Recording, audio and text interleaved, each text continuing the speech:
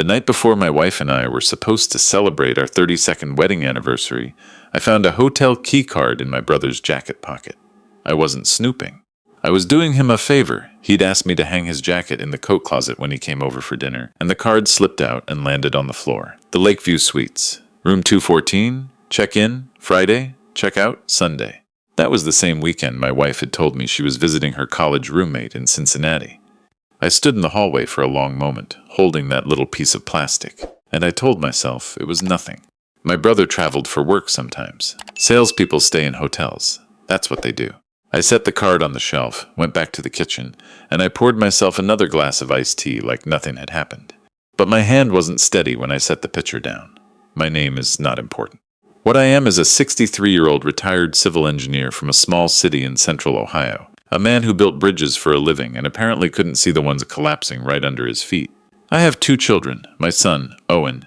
No, wait, that name was in the old list. Let me start again. I have 2 kids. My older one is my daughter, Audrey. She's 31. My younger one is my son, Miles. He's 26, still finishing his graduate degree at Ohio State. My wife's name is Patricia, but everyone calls her Pat. She's been my wife since I was 31 years old. I thought I knew everything about her. I thought I knew everything about my brother, too. His name is Curtis. He's 59, 4 years younger than me. We grew up in the same house, shared a bedroom until I left for college. He was my best man at my wedding. He's godfather to Audrey. We go fishing together every September up at Deer Creek. Or we used to. I don't know what we'll do now. I don't know if there's a we anymore. But I'm getting ahead of myself. Let me go back to that Friday afternoon in October. About 3 weeks before Pat and I were supposed to have our anniversary dinner at the same Italian restaurant where I proposed to her 33 years ago. We had a family tradition every Columbus Day weekend. We'd all get together at our house, me and Pat, Audrey and her husband Joel, Miles if he wasn't buried in coursework, and Curtis, who's been divorced for 7 years and usually grateful for a home-cooked meal. That Friday Pat made her pot roast. Curtis brought a bottle of red wine. Joel helped me rake the backyard while Audrey sat on the porch and watched, laughing at us and pretending she had a bad knee. It was one of those October evenings that feels like it was designed specifically to make you feel grateful. Amber light coming through the oak trees. Smell of wood smoke from somewhere down the block. That's when Curtis handed me his jacket, said he was warm from the wine. Asked me to hang it up, and the keycard fell out. I didn't say anything that night. I smiled through dinner, helped clear the table, listened to Curtis tell the same story he always tells about the summer we drove to Myrtle Beach when we were teenagers. I watched my wife laugh at the right moments. She always laughed at the right moments. She has this gift for making every room feel comfortable. I used to think that was the best thing about her. After everyone left and Pat went to bed, I sat alone at the kitchen table with my phone and looked up the Lakeview Suites. It was 40 minutes from our house, not in Cincinnati, not anywhere near Cincinnati. I want to be honest with you about what I felt in that moment. It wasn't rage. It wasn't even sadness yet. It was more like that feeling when you're driving on the highway and you see something in the road ahead, something that doesn't belong there, and your brain takes a second to catch up to what your eyes are already telling you. That second of suspension. That was where I lived for the next few days. I didn't sleep much that night. I lay next to Pat in the dark and listened to her breathe, and I thought about 32 years. The miscarriage we had before Audrey. The year I was unemployed after the firm downsized. The summer she had her health scare, and we spent 3 weeks waiting for biopsy results. You go through things like that with someone, and you build something that feels like it can't be touched. You think you've earned the right to trust. The next morning I told Pat I needed to run some errands, and I drove to the Lakeview Suites. I didn't have a plan. I just drove there. I sat in the parking lot for 20 minutes, engine off, watching people come and go through the lobby doors. And then a black Toyota Camry pulled into the spot across from me. I recognized it immediately. It was Curtis's car. He got out. He went to the trunk and pulled out a weekend bag. The kind you bring when you're not just staying for one night. He walked through the lobby doors like he belonged there. And about 4 minutes later, I saw a movement in my rearview mirror. Pat's silver Subaru pulled in. She parked at the far end of the lot. She sat in her car for a moment, checking her phone. Then she walked inside. I don't know how long I sat there. Long enough for the parking lot to empty out and fill up again twice. I was aware in a distant way that I should feel something dramatic, that I should cry, or hit the steering wheel, or call someone. Instead, I felt completely, absolutely still. Like the inside of a library at closing time. I drove home. I sat in my living room. I thought about what I was going to do. What I did not do, and this is important, was call Pat and confront her immediately. I know that's what some people would do. I'm not built that way. I'm an engineer. I believe in data. I believe in understanding the full structure before you start making changes. And I wanted to understand exactly what I was dealing with before I said a single word. That evening, Miles called me. Just a regular check-in. He's the one who does that. Calls on Saturdays to see how we're doing. We talked for maybe 10 minutes about his thesis research, and then there was a pause, and he said, "Dad, are you okay? You sound like you're somewhere else." I almost told him right then, but I said I was fine, just tired. There was another pause. And then Miles said quietly, "Dad, I think there's something you need to know," the way he said it. I've heard people describe moments where the world goes slow, where everything gets sharp and clear and strange. That's what happened. I said, "Tell me." And he said, "I've been seeing some things, for a while now. I didn't know if I was wrong. I didn't know if it was my place. But I saw Uncle Curtis's car parked down the street from the house 3 different times when Mom said she was home alone. I saw them together at Hager's Diner when I drove through town in August. I wanted to be wrong, Dad. I really wanted to be wrong. My son had been carrying this, by himself, for months. I told him I already knew. Not everything, but enough. And then we talked for 2 hours. Real talk. The kind we hadn't had since he was maybe 16, and we drove together to pick out a telescope for his birthday, and ended up parked on a hillside in the dark looking at Jupiter. He told me he'd taken some photos with his phone, dates and times documented. He'd been afraid to tell me because he wasn't sure I'd believe him. He was afraid of what it would do to our family. I didn't want to be the one to break everything, he said. I told him he wasn't breaking anything, that whatever was broken had been broken before he ever picked up his phone. We made a plan together, my son and I. Miles is methodical. He gets that from me. We decided we needed to be sure of the timeline, of the scope of what we were dealing with, before I confronted Pat. Not to build a legal case necessarily, though that thought crossed my mind, but because I knew Pat. I knew that if I came at her with half a story, she'd find the half I was missing and use it to reframe everything. She's always been a better debater than me, so over the next 2 weeks, we pieced it together. Miles drove past the Lakeview Suites on a Tuesday evening in October and saw both their cars in the lot. He photographed them from the street. I went through our credit card statements, the ones Pat handled mostly, and found a recurring charge to a restaurant in Westerville. A nicer place, not somewhere we ever went together. The charges went back 11 months. 11 months of dinners I didn't know about. I also found something I wasn't looking for. In the file cabinet where Pat keeps important documents, insurance, the kids' birth certificates, our mortgage papers, I found a folded envelope tucked behind the tax returns. Inside was a photograph. An old one from maybe 25 years ago, judging by the colors.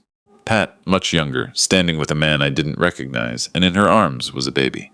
On the back, in her handwriting, Lena, 6 weeks. I sat on the floor of my home office for a long time. I had never heard the name Lena. I had never heard Pat mention a baby.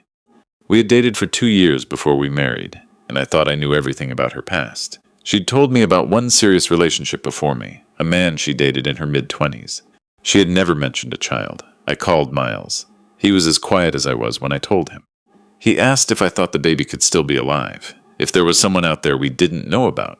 I said I didn't know, but I knew someone who might. I called Pat's older sister, Roberta.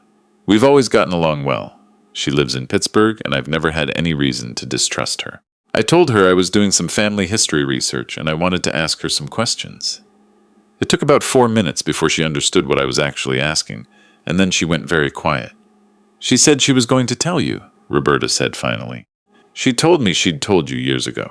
Roberta confirmed it. Pat had a daughter when she was 27 years old.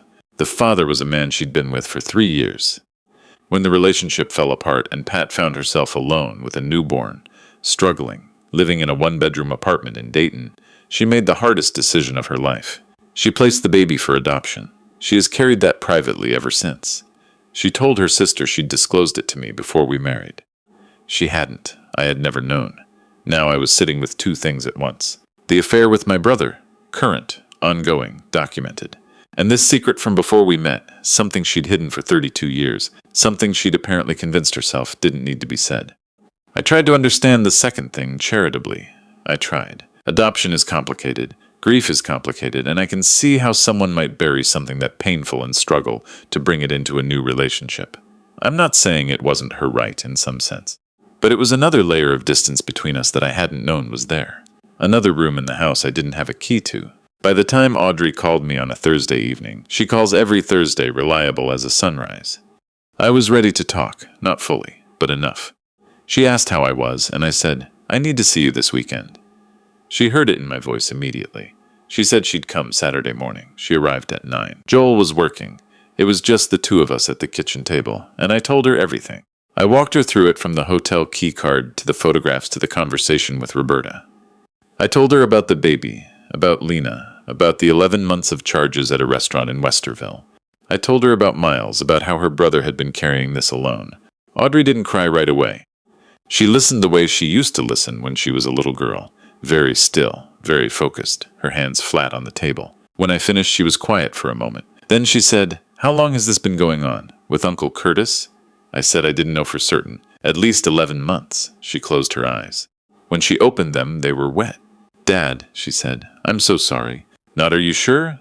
Not maybe there's an explanation. She believed me without hesitation, and I want you to know how much that meant to me. When you've been living inside a lie you didn't know about, when you're not sure anymore what's real and what isn't, having your child look at you and simply believe you, that's an anchor. That holds you. We spent the morning together, Audrey and I, making decisions.